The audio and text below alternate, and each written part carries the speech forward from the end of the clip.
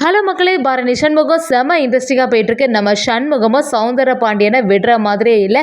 கண்டிப்பாக பாண்டியம்மா இங்கே எங்கேயா தான் ஒளிஞ்சிட்டு இருப்பாங்க. சௌந்தர பாண்டியனுக்கு இது தெரியாமல் இருக்காது அப்படின்னு நினச்சிட்டு இனிமேல் இந்த வீட்டை விட்டு நான் போகிற மாதிரி இல்லை, பாண்டியம்மாவை கண்டுபிடிக்க வரைக்கும் இங்கே தான் நான் இருக்க போகிறேன்னு சொல்லிட்டு நம்ம சண்முகமும் பரணியும் சேர்ந்த மாதிரி சௌந்தர பாண்டியனோட வீட்டிலே இருக்காங்க.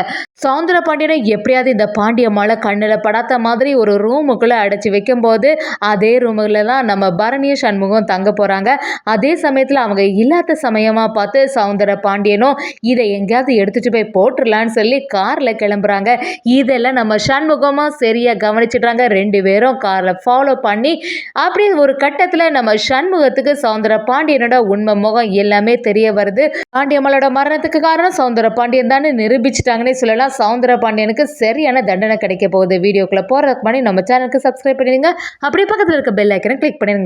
அப்பதான் நான் போடுற வீடியோலாம் உங்களுக்கு நோட்டிபிகேஷனா வரும். சௌந்தர பாண்டியனும் எழுந்த சண்முகம் பையன் வேற வந்துட்டான். இனிமே நான் அவன்கிட்ட தப்பவே முடியாது. இந்த பாண்டியம்மாவை என்னதையாவது செய்யணும், இவளை எங்கேயாவது மறைச்சி வச்சிடலான்னு சொல்லிட்டு எல்லா வேலைகளும் பண்ண ஆரம்பிக்கிறாங்க. சண்முகமும் விடுற மாதிரியே இல்லை.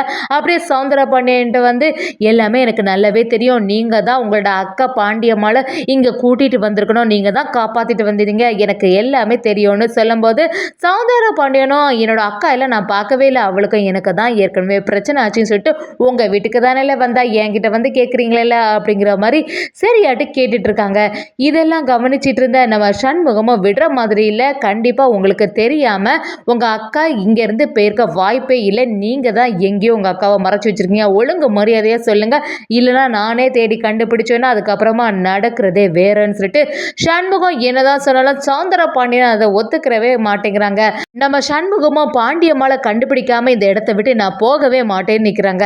அதே சமயத்தில் சௌந்தர பாண்டியனை வீட்டுக்குள்ளே வந்த உடனே சரி இப்போ என்னெல்லாம் பண்ணுறது, இவன் மட்டும் வீட்டுக்குள்ளே வந்து ஏதாவது செக் பண்ணிட்டானா இவ இருக்கிறது தெரிஞ்சிருமே, என்ன செய்கிறது அப்படின்னு யோசிக்கும் போது சௌந்தர பாண்டியனும் பாக்கியா வேற வீட்டில் இருக்கா, அவளுக்கு தெரியாமல் இதை எங்கேயாவது ஒழிச்சு வைக்கணுமே அப்படின்னு நினைக்கிறாங்க.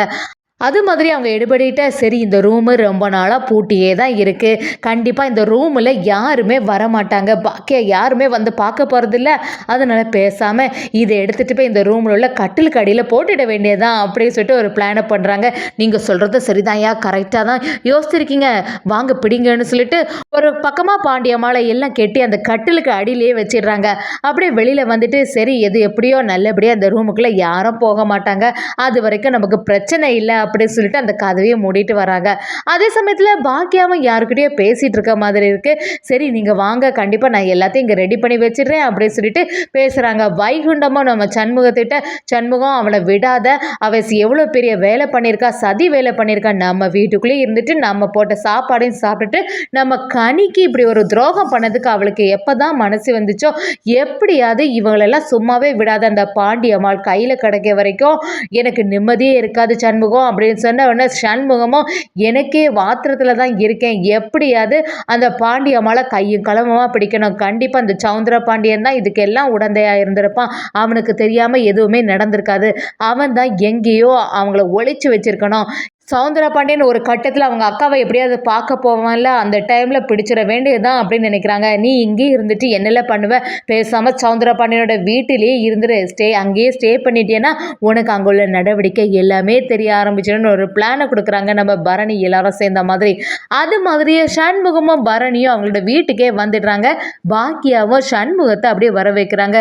வாங்க நீங்கள் ரெண்டு பேருமே இங்கே தங்குறதுல எனக்கு ரொம்பவே சந்தோஷம் அப்படின்னு சொன்ன உடனே சௌந்தர பாண்டியனுக்கும் ஒன்றுமே புரிய மாட்டேங்குது, இவங்க எதுக்கு தேவையில்லாம இங்க வந்திருக்காங்க, இல்ல என்னல இங்க நடக்குது, சண்முகத்திட்ட வந்து என்னல நான் தான் சொல்லிட்டு இருக்கேன் என்னோட அக்கா இங்க வரலன்னு சொல்லிட்டு அதுக்கப்புறமா எதுக்காக எங்க வீட்டுல வந்து நீ தங்கணும், நீயும் வேண்டாம் உன் குடும்பமும் வேண்டாம் தானே இருந்துட்டு இருக்கேன், அப்படிப்பட்ட ஒன்றை என்னோட வீட்டுல எதுக்குல நான் தங்க வைக்கணும் அப்படின்னு சொல்லிட்டு சண்டை போட ஆரம்பிக்கும் போது சண்முகமும் நான் ஒன்றும் ரொம்ப சந்தோஷத்தில் ஒன்றும் தங்கல, நீ தேவையில்லாம என்கிட்ட வந்து பேசாத, உண்ட அக்கா கண்டுபிடிக்க வரைக்கும் நான் இந்த வீட்டை விட்டு போக மாட்டேன், பாண்டியம்மாள் கண்டிப்பா இங்க தான் இருக்கா அப்படின்னு சொல்லிட்டு சண்முகமும் அந்த இடத்துல சொல்லும்போது சௌந்தர பாண்டியன் பயங்கரமாக டென்ஷன் ஆயிடுறாங்க. இப்போ என்ன செய்யறதில்ல, இவன் வேற இங்கே இருக்கேன்னு சொல்லிட்டானே அப்படின்னு சொல்லும்போது கரெக்டாக நம்ம பாக்கியாவும் சரி உங்களுக்கான ரூம் அதுதான்னு சொல்லிடுறாங்க. இதை கொஞ்சம் கூட எதிர்பார்க்கல சௌந்தர பாண்டியன். செம ட்விஸ்டாகவே இருந்துச்சு. சௌந்தர பாண்டியனும் அந்த பக்கத்தில் இருந்த ஆளும் ஆமாம் நான் அப்போவே யோசித்தேன் பாக்கியம்மா அங்கே தான் அந்த தலையணை எல்லாம் எடுத்து போட்டாங்க. நான் கூட எதுக்காக இந்த ரூமுக்குள்ளே போடுறாங்கன்னு பார்த்தா அந்த சண்முகமும் பரணியும் தங்குறதுக்காண்டி தான் இந்த வேலையை செய்தாங்களான்னு சொன்னோடனே சௌந்தர பாண்டியனும் எல்லாத்தையும் இப்போ சொல்லு அப்படின்னு சொல்கிறாங்க. அதே சமயத்தில் நம்ம பரணியும் சண்முகம் அந்த ரூமுக்குள்ளேயே போகிறாங்க. இன்னொரு பக்கம் பாக்கியாவும் இல்லை தண்ணி ஏதாவது வேணும்னா என்கிட்ட கேட்காண்டா இந்த தண்ணி கொண்டு போன்னு சொல்லிட்டு ஒரு கப்பையும் அதில் எடுத்து வச்சு கொடுக்குறாங்க. நம்ம பரணியும் சண்முகமும் அதில் இருந்துட்டு சண்முகத்துக்கு தூக்கமே வர மாட்டேங்குது. பரணிக்கிட்ட வந்து இல்லை நம்ம எதுக்குல இங்கே வந்தோம், எனக்கு ரொம்பவே பதட்டமாக இருக்குது, எப்படியாவது இந்த பாண்டியாத்தா எங்கே போயிருக்கான்னு கண்டுபிடிச்சே ஆகணும். எவ்வளோ தைரியம் இருந்தால் இந்த கனியை இப்படியெல்லாம் பண்ணியிருப்பா, யாராக இருந்தாலும் நான் விட்டு வைக்க மாட்டேன். இதில் குடும்பத்தில் உள்ளவங்க பண்ணியிருந்தாங்கன்னா அந்த துரோகத்தை என்னால் சும்மாவே மறக்க முடியாது அப்படின்னு சொல்லும்போது பரணியும் சரி உங்களுக்கு இங்கே தூங்க விருப்பம் இல்லைன்னா நம்ம மொட்டை மாடியிலே போய் தூங்கலாம், நீங்கள் எதுக்குமே கவலைப்படாதுங்க, எப்படி இருந்தாலும் அத்தை இதை விட்டு எங்கேயும் தப்பிக்க முடியாது அப்படின்னு சொல்லிடுறாங்க. சண்முகமும் நீ சொல்கிறதா சரிதான்ல, மேலே எங்கேயாவது மாடியில் இருந்தான்னா உங்கள் அப்பா எங்கேயாவது வெளியில் போனால் கண்டிப்பாக நமக்கு தெரிஞ்சிடும், அதை வச்சு எப்படியாவது ஃபாலோ பண்ணி அந்த பாண்டியத்தை எங்கே இருக்கான்னு சொல்லிட்டு கண்டுபிடிச்சிடலான்னு சொல்லிட்டு சண்முகம் யோசிக்கிறாங்க. சௌந்தர பாண்டியன்னு இவங்க என்னடா ரூம்லேயே இருந்துட்டுருக்காங்க, வெளியில் வந்துட்டாங்கன்னா பேசாமல் அந்த கட்டில் அடியில் இருக்கிறத எடுத்துடலாமே அப்படின்னு சொல்லிட்டு எதிர்பார்த்துட்டே இருக்காங்க. நம்ம சண்முகமும் சரி நான் தண்ணி குடிச்சிட்டு வரலன்னு சொல்லும்போது கப்பும் கீழே விழுது. அப்படியே சௌந்தர பாண்டியன் இதை பார்த்துட்டு இருந்து பதட்டாயிடுறாங்க. எல்லாம் சண்முகம் பையன் அவளை பார்த்துருவானோ, கட்டிலுக்கு அடியில் மட்டும் பார்த்துட்டானா பெரிய பிரச்சனை ஆகிடுமேல, என்ன வேற ஏதாவது போலீஸில் போட்டு கொடுத்துருவானோ அப்படின்னு சொல்லிட்டு பதட்டம் ஆகிடுறாங்க. ஆனால் நம்ம சண்முகம் அந்த கப்பை எடுத்துட்டு வெளியில் வந்துடுறாங்க. அதே சமயத்தில் பரணியோ நீ சொல்கிறது எல்லாமே சரியான ஐடியாவாக தான் இருக்குது, அப்பா மட்டும் வெளியில் கிளம்புற மாதிரி தெரிஞ்சதுன்னா கண்டிப்பாக அவங்கள ஃபாலோ பண்ணி பிடிச்சிடலாம் அப்படின்னு சொல்லிட்டு தைரியமாக நம்ம பரணியும் சண்முகமும் மொட்டை மாடிக்கு போகிறாங்க.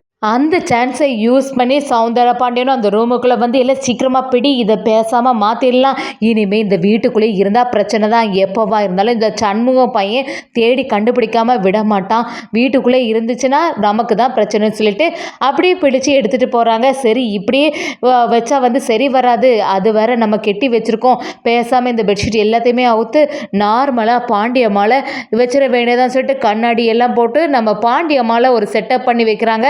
சரி காருக்குள்ளே ஏற்றலை, யாருக்கும் தெரியாமல் காருக்குள்ளே ஏற்றணும்னு சொல்லிட்டு சௌந்தர பாண்டியனும் அவங்க அடியில் சேர்ந்த மாதிரி அந்த வேலையை செய்கிறாங்க. சரி எப்படியாவது கார் ஸ்டார்ட் பண்ணுறது எதுவுமே இந்த சண்முகம் பயலுக்கு தெரியவே கூடாது, பின்னாடி வழியாக போயிடலாமா அப்படின்னு எல்லாம் பிளானை போடுறாங்க. ஒரு சத்தமும் வரக்கூடாது, நைட்டோட நைட்டாக இந்த பாண்டியமலை எங்கேயாவது போட்டுற வேண்டியதான். அதுக்கப்புறம் சரியாட்டு சண்முகத்துக்கு மேலே பேசாமல் பழிய போட்டுடலாமா அப்படிங்கிற மாதிரி சௌந்தர பாண்டியனும் ஒரு எண்ணத்தை போடுறாங்க. அது மாதிரியே சௌந்தர பாண்டியனும் அந்த பாண்டிய மாலையும் தூக்கிட்டு ஒரு காருக்குள்ளே ஏற்றுறாங்க. அப்படி கிளம்ப போகிறாங்க. பரணியும் சண்முகமும் மாடியில் இருந்துட்டு இருக்கும்போது சண்முகம் பரணி கிட்ட வந்து என்னல ஏதோ ஒரு காரு சத்தம் கேட்ட மாதிரி இருக்கே அப்படின்னு சொல்லும்போது ஆமாம் எனக்கும் கேட்டது, கீழே பார்க்கும்போது அந்த காரும் இல்லை, கண்டிப்பாக சௌந்தர பாண்டியன் தான் வெளியில் போயிருப்பாங்க, சீக்கிரமாக வா பைக் எடுத்துகிட்டு அவங்கள ஃபாலோ பண்ணலான்னு சொல்லி நம்ம பரணியும் சண்முகமும் பைக் எடுத்துகிட்டு சரியாக சௌந்தர பாண்டியனை ஃபாலோ பண்ணிட்டு போயிட்டே இருக்காங்க. இதை கொஞ்சம் கூட சௌந்தர பாண்டியன் எதிர்பார்க்கலன்னே சொல்லலாம். ஒரு கட்டத்தில் சண்முகத்திட்ட சௌந்தர பாண்டியன் சரியாக மாட்டிட்டாங்க, எல்லா விஷயமும் வெளியில் வருதுன்னே சொல்லலாம்.